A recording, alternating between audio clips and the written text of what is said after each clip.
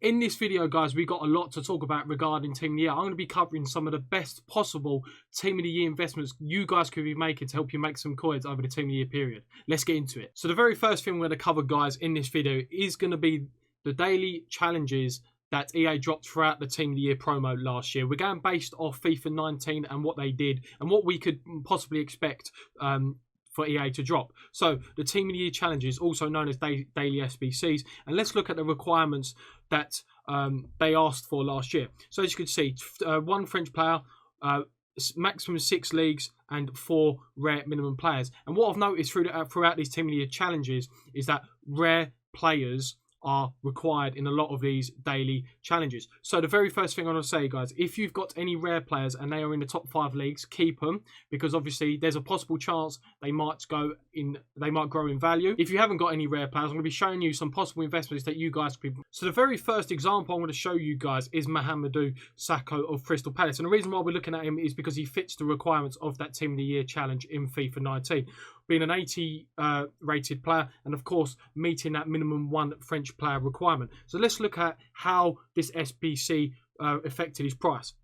So leading up to the Team of the Year challenge that EA eventually dropped, he was going for around about 800 coins, around about 750 to 800 coins. And then when EA decided to drop this SBC, of course, because he met the requirements and because he has good links, he goes up to a peak price of around about 1,800 coins. He probably went a little bit higher, but here, according to Footbin, he goes for 1,800 coins. And the reason why Mahamadou Sakho would have rose in this is because, one, he's in a good league. If you've got any rare cards, guys, that are in good leagues, so the top 5 leagues, the Premier League, the Bundesliga, La Liga, Ligue 1, then those cards are more likely to rise because, especially if they've got a good nationality like Sakho being French, they have multiple links into other leagues. And when we think about investments, I've said this multiple times in previous videos, it's important that we think about, has this card got a link to another league? And if he doesn't, then it's probably not a very good investment. So that is an example of how a player was affected by his price last year. So let's look at some possible investments that you guys could be making right now. So the very first possible bunch of investments that we're going to be looking at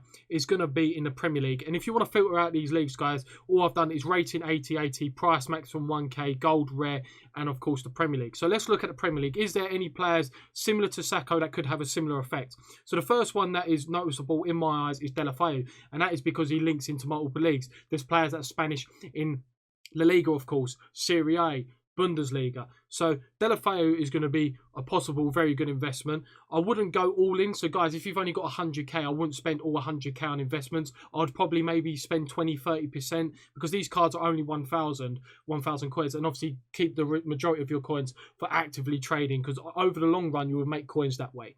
But Deulofeu, if you guys can maybe pick him up on an open bid for 700 coins or 800 coins, or even an open bid of that price, just bring minimising the risk, of course, because where he's close to discard, then of course, if the investment doesn't pay off, the least you can sell this card for the price that you. So now we're moving our attention to player SBCs that EA dropped throughout the Team of the Year FIFA 19 period. So the first player they dropped was David Silva, a 93 rated Team of the Year nominee. Looks like an overall nice card. So now we're going to look at what possible requirements did they drop, and can we look at them and see if they're going to be dropped in FIFA 20. So the first bunch of requirements were, of course, a little bit Man City related and Premier League related, and of course, as you can see, it requires 1 inform, an 85 squad rating, and of course team chemistry, because that will help us when thinking about possible investments. Again, now let's look at the second bunch of requirements.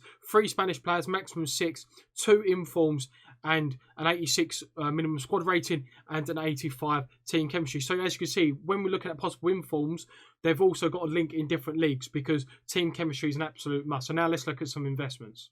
Before we jump into some Team of the Year investments, I wanted to show you how a card's price was affected by the David Silva SBC. And of course, it was one matter, 85 rated. He of course fitted in within the requirements they dropped for that David Silva. So leading up to Team of the Year, he was going for around about 40,000 coins, pretty cheap.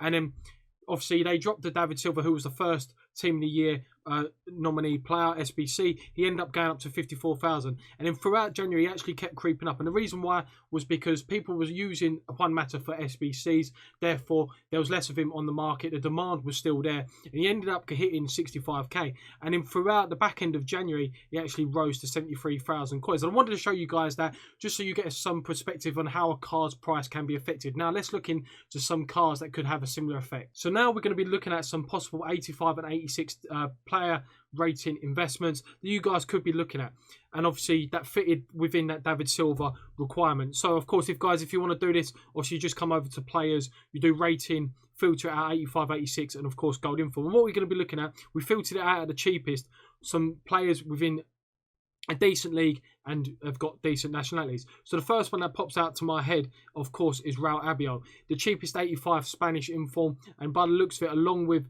Jasper Cillessen, the cheapest La Liga 85 rated inform. So of course, guys, if you could pick up this card for around about 15 to 16,000, and even better if you can get this card with a shadow, because of course we know that shadows go for 10, 15, 20k, that gives you sort of a buffer. Because if they don't drop an SBC that requires an 85 Spanish player or just an 85 card in general, then of course you've still got that buffer where you've picked him up for 2,000 or 3,000 coins before, then you could sell him for his actual price around about 18,500 coins. Is there anyone else? Jorginho, 85, again, plays in the Premier League. Has obviously got very good links in the Premier League. Loads of 85 rated cards in the Premier League and 86, like Lacazette, who's French, who would then link into other leagues. He's also, because if he's Italian, he will link to a lot of players in Serie A. So again, if you could pick up this card for around about 17 to 18,000 coins, at the worst, you're going to be able to sell him for 20,000 coins and make around about 2,000 to 3,000 coins. I like Grimaldo. The reason why I like Grimaldo, 85 rated, again, 20,000 coins, is because he's in an obscure league. And what I mean by that, he's in a league that you don't really classify as a top 5 league, like the Premier League, Serie A, Bundesliga, you get.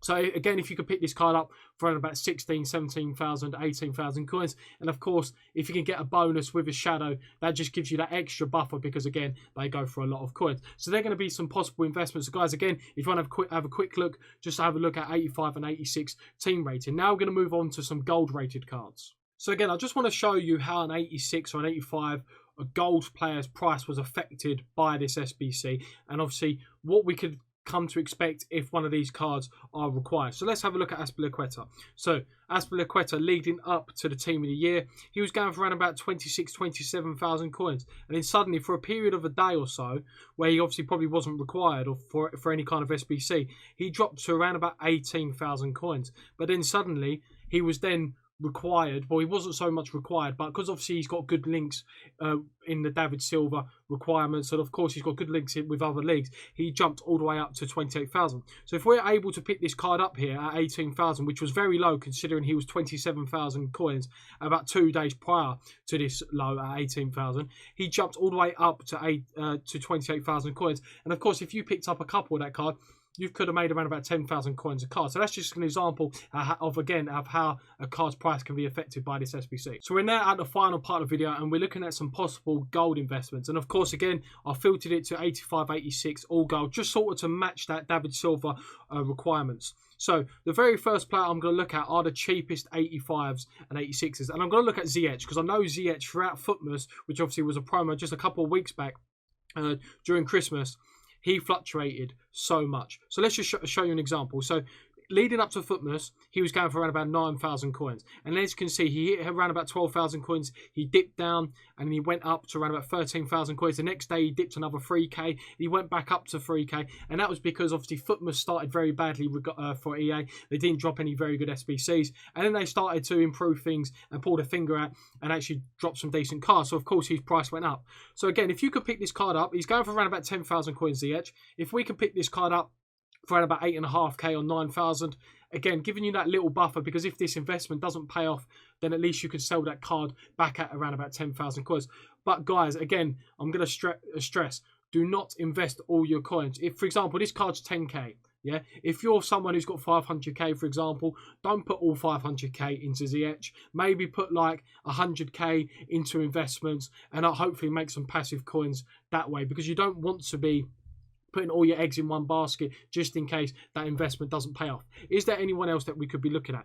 Blaise Matuidi again, possibly. Let's see what he was. Again, he was throughout Footmus, he was someone that fluctuated quite a lot. As you can see, he hit around about a height of around about 12,500 coins. Just before Footmus, he was around about 9,000 coins. And again, during here, he was around about 8,000 coins, and he went up to 13 to 14,000 coins. So again, at the moment he's around about 10,250 coins. If we could pick this card up for around about 9,000, 8,000 coins, around about 2,000 coins than what he's currently going for, then that would be great. And of course, again, guys, I can't stress enough, if you could pick these cards up on a shadow, depending obviously on their position, you wouldn't get a Hunter Matuidi, for example. If you can get a Shadow Matuidi, that just is an extra bonus because the shadow goes for a lot more. So guys, if you enjoyed this video, make sure you give it a like.